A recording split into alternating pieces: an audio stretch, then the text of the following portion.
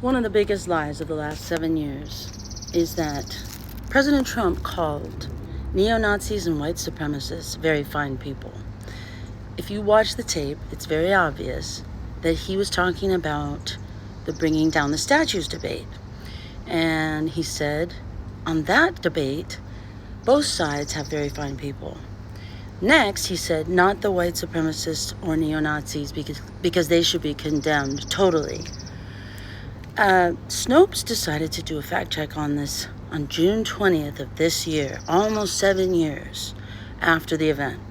And they stated what I just told you. Now, there was an editor's note added, which said they were not fact checking whether what Trump said was true, that there were very fine people on both sides of the statue debate. Well, you know what? We just need to all get together and talk about the history and realize that some people have had ingrained in them from a very early age, from their granddaddy, that their great-great-grandfather was in the Civil War, and that that Robert E. Lee is not a bad guy. He fought for the South, but did you know this? That when some in the Confederate military wanted to continue on fighting in guerrilla warfare in the Appalachians, Robert E. Lee shut that down. So I think you got to realize that the statue situation is something President Trump was looking at. The statue situation is something President Trump was looking at from kind of the long view. Now, if you think he's just some kind of a pig or, just a ball of confusion or, racism and all that, then you're probably going to laugh at what I'm saying. Then you're probably going to laugh at this. But President Trump was looking at, where does this stop? Does it stop with Thomas Jefferson, who was a slave owner? That's what he asked Jim Acosta. Does it stop with George Washington?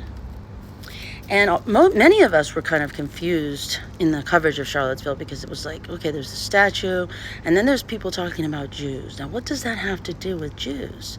The statue of Robert E. Lee. Were Jews mistreated in the South pre-Civil War or post-Civil War? I don't think I've heard that. I think that I think the guy who designed the Confederate battle flag, the St. George Cross, was Jewish.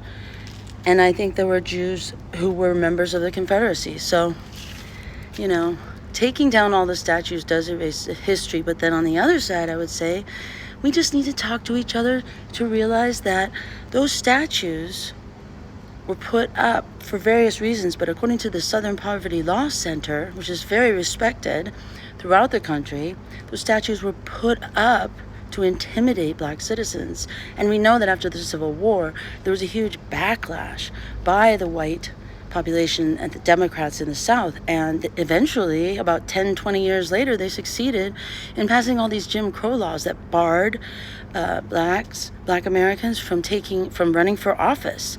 We had black senators in 1870 in the United States Senate. They were all gone. And the next time there was a black senator was in the 1960s, and then after that was the 1990s. So we have a lot to learn from each other, and this Snopes thing, I'm glad they fact checked it,